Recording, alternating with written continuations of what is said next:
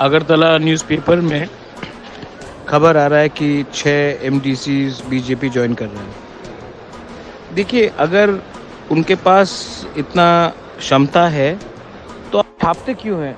कर दीजिए। और एक बात मैं बोल रहा हूँ, बुबागरा अकेला ही पूरा बीजेपी के लिए काफ़ी है।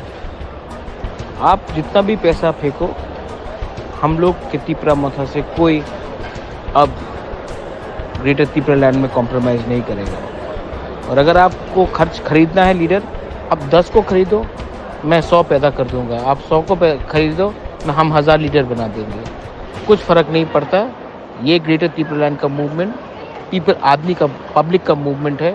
इसमें लीडर इम्पोर्टेंट नहीं है, सेंटिमेंट इम्पोर्टेंट है, आइडियोलॉजी इम्पोर्टेंट है, ग्रेटर तिपरा लैंड इम्पोर्टेंट है। और बुबागरा जब तक अपना आइडियोलॉजी में एक है, कोई कुछ भी कर दे, जितना भी पैसा खर्च कर दे, तिपरा मथा 2023 में खुद का सरकार बनाएगा।